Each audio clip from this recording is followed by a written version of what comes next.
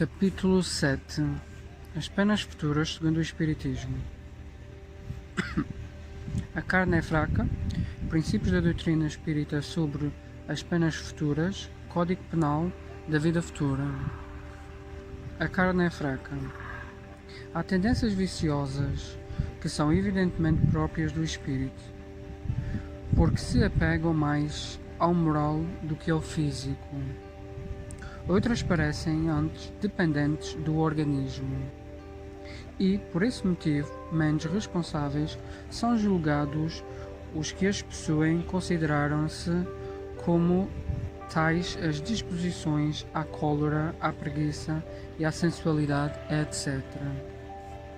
Hoje está plenamente reconhecido pelos filósofos espiritualistas que os órgãos cerebrais correspondentes a diversas aptidões devem o seu desenvolvimento à atividade do espírito. Assim, esse desenvolvimento é um efeito e não uma causa. Um homem não é músico porque tenha a bossa da música, mas possui essa tendência porque o seu espírito é musical. Se a atividade do espírito reage sobre o cérebro, deve também reagir sobre as outras partes do organismo. O espírito é, desse modo, o artista do próprio corpo, por ele talhado, por assim dizer, à feição das suas necessidades e à manifestação das suas tendências. Desta forma, a perfeição corpórea das raças adiantadas deixa de ser produto de criações distintas para ser o resultado do trabalho espiritual, que aperfeiçoa o invólucro material à medida que as faculdades aumentam. Por uma consequência natural deste princípio, as disposições morais do espírito devem modificar as qualidades do sangue, dar-lhe maior ou menor atividade, provocar uma secreção mais ou menos abundante de bilis ou de qualquer outros fluidos. É assim, por exemplo, que ao glutão se lhe enche a boca de saliva diante de um prato apetitoso. É certo que a iguaria não pode excitar o órgão do paladar, uma vez que com ele não tem contacto. É, pois, o espírito, cuja sensibilidade é despertada, que atua sobre aquele órgão pelo pensamento, enquanto outra pessoa permanecerá indiferente à vista do mesmo aspecto. É ainda por este motivo que a pessoa sensível facilmente verte lágrimas. Não é, porém, a abundância destas que dá sensibilidade ao espírito, mas precisamente a sensibilidade deste que provoca a secreção abundante das lágrimas. Sobre o império da sensibilidade, o organismo condiciona-se à disposição normal do espírito, do mesmo modo que se condiciona à disposição do espírito glutão. Segundo esta ordem de ideias, compreende-se que um espírito irascível deve encaminhar-se para estimular um temperamento bilioso,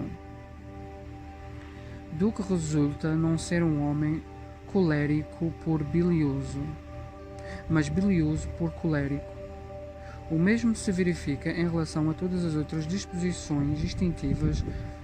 Um espírito indolente e fraco deixará o organismo num estado de atonia relativo ao seu caráter, ao passo que ativo e enérgico dará tanto ao sangue como aos nervos qualidades perfeitamente opostas. A ação do espírito sobre o físico é tão evidente que não raro vemos graves desordens orgânicas sobreviverem a violentas emoções morais. A expressão vulgar, a emoção transformou-lhe o sangue, não é tão destituída de sentido quanto se poderá supor. Ora, o que poderia transtornar o sangue senão as disposições morais do espírito? Pode admitir-se, por consequente, pelo pelo menos em parte, que o temperamento é determinado pela natureza do espírito, que é a causa e não o efeito. E nós dizemos, em parte, porque há casos em que o físico influi evidentemente sobre o moral, tais como quando um estado mórbido ou anormal é determinado por uma causa externa, acidental, independente do espírito, como sejam a temperatura, o clima, os defeitos físicos congénitos, uma doença passageira, etc. O moral do espírito pode, nesses casos, ser afetado nas suas manifestações pelo estado patológico, sem que a sua natureza intrínseca seja modificada. Excusar-se dos seus erros por fraqueza da carne não passa de um sofisma para escapar a responsabilidades. A carne só é fraca porque o espírito é fraco, o que inverte a questão, deixando aquela responsabilidade de todos os seus atos. A carne destruída de pensamento e vontade não pode prevalecer jamais sobre o espírito, que é o ser pensante e de vontade própria. É o espírito quem dá à carne as qualidades correspondentes ao seu instinto, tal como o artista que imprime à obra material o cunho do seu gênio. Libertado dos instintos da bestialidade, elabora um corpo que já não é um tirano da sua aspiração para a espiritualidade do seu ser. E é quando o homem passa a comer para viver e deixa de viver para comer. A responsabilidade moral dos atos da vida fica, portanto, intacta. Mas a razão diz-nos que as consequências dessa responsabilidade devem ser proporcionais ao desenvolvimento intelectual do espírito. Assim, quanto mais esclarecido for este, menos desculpável se torna, uma vez que com a inteligência e o senso moral nascem as noções do bem e do mal, do justo e do injusto. Esta lei explica o insucesso da medicina em certos casos, desde que o temperamento é feito e não uma causa. Neste caso, desde que o temperamento é um efeito e não uma causa.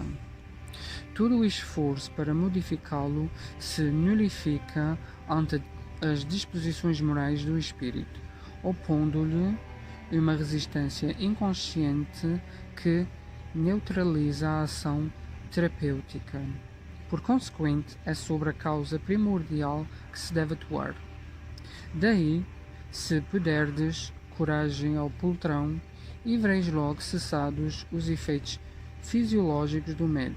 Isto prova ainda uma vez a necessidade para a arte de curar, de levar em conta a influência espiritual sobre os organismos.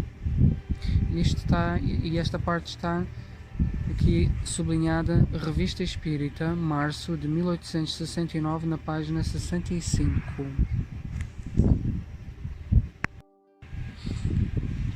Princípios da doutrina espírita sobre penas futuras.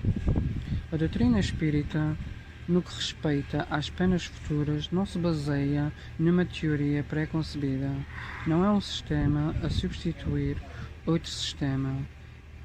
Em tudo ela se apoia nas observações, e são estas que lhe dão plena autoridade. Ninguém jamais imaginou que as almas, depois da morte, se encontrariam em tais ou quais condições. São elas, essas mesmas almas, partidas da terra, que nos veem hoje iniciar nos mistérios da vida futura, descrever-nos a sua situação feliz ou desgraçada, as impressões, a transformação pela morte do corpo, completando, em suma, os ensinamentos de Cristo sobre este ponto. É preciso afirmar que não se trata neste caso, das revelações de um só Espírito, o qual poderia ver as coisas do seu ponto de vista, sombrio só aspecto, ainda dominado por prejuízos terrenos.